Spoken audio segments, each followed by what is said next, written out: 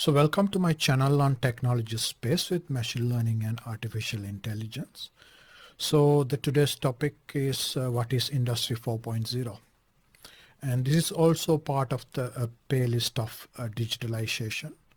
So let's move on to the main content of this presentation. So let's try to answer the main question briefly in this slide. What is Industry 4.0? That referred to as the fourth industrial revolution, currently happening around the manufacturing and the transportation sectors. So then the question comes, what is an industrial revolution?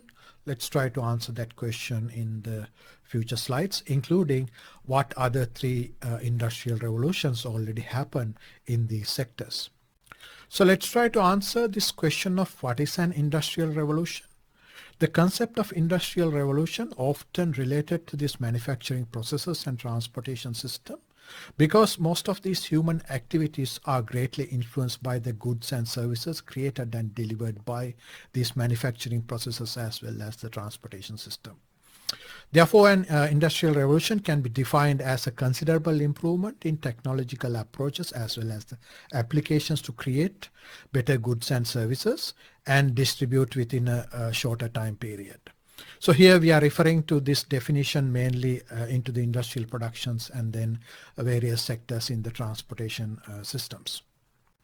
So since we have mentioned 4 industrial revolutions, let's try to go through each one of these revolutions and have some discussion on that.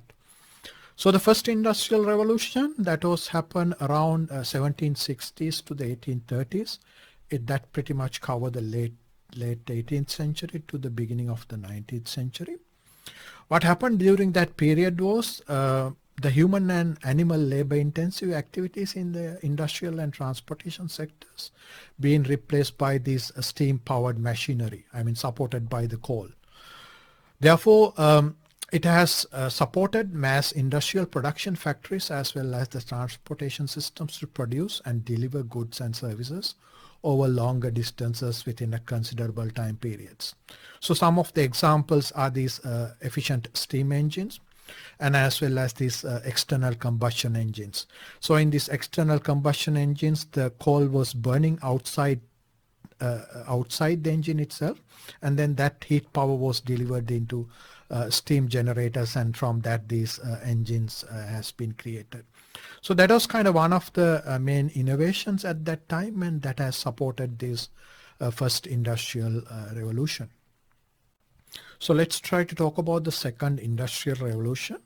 That has happened around 1870s to the 1920s. So that pretty much covered the end of 19th century to the beginning of 20th century. So what has happened during that period was old machinery is being replaced by electric powered machinery supported by the oil and gas, and the same time larger production of steel being introduced. Therefore, mass industrial production factories as well as the transportation systems being developed. Therefore, those units produce and deliver goods and services over greater distance and within a shorter time period with increased efficiency. So some of the examples would be the electricity assembly line production, including vehicle assembly lines, internal combustion engines, railroads, and telegraph networks. So let's talk about the third industrial revolution that has happened around 1970s to the 2000s. This pretty much covered the late 20th century to the beginning of 21st century. So what has happened during that period is this digital controllers being introduced into this industrial machinery. So therefore, the existing analog controllers being replaced by these new digital units. So the same machinery is being supported by oil, gas, as well as the nuclear energy. Therefore, the existing industrial production factories as well as the transportation systems being upgraded by these new facilities. So then these units have produced and delivered improved goods and services over greater distances than previously within a shorter time period with further increased efficiency. Since these digital controllers being introduced into this production factories as well as the transportation systems, this period we also call that period of a digital revolution.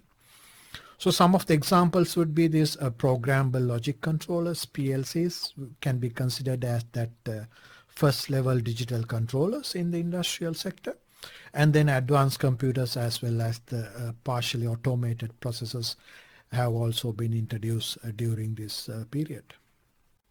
So let's try to talk about the fourth industrial revolution. This is also where we are going to answer the main question in this presentation, which is what is Industry 4.0. We are currently facing the fourth industrial revolution.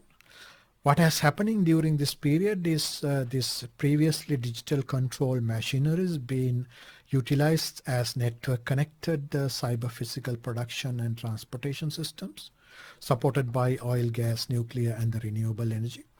So these units have been utilized towards mass industrial production factories, we call smart factories, as well as smart transportation systems.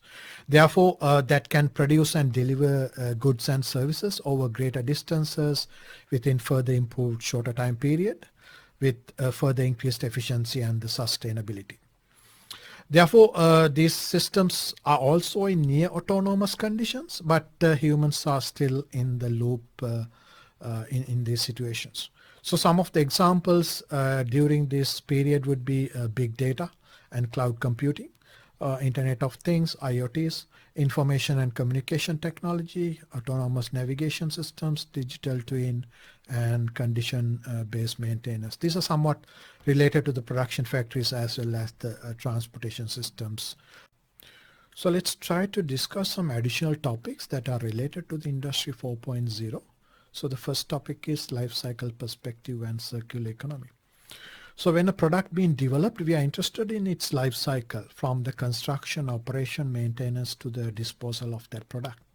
So the economic factors as well as the material factors involved in this process is in the interest, because in a way you can develop a process which can minimize the waste releasing into the environment. That way we can recycle quite a lot of material that has been involved during this product life cycle.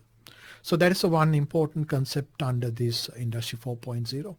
So the next topic is the energy efficiency, of course, during this product manufacturing process as well as the transportation systems. We are developing more and more energy efficient machineries to be there, as well as the energy recovery process also part of that. So the third topic is this decarbonization and the renewable energy. So we are trying to minimize the carbon footprint on the environment due to massive usage of the hydrocarbon based fuel. So in a way replacing that by renewable energy may find solutions to the decarbonization process. So let's try to dream about the fifth industrial revolution. I think that probably will face somewhere in the far future.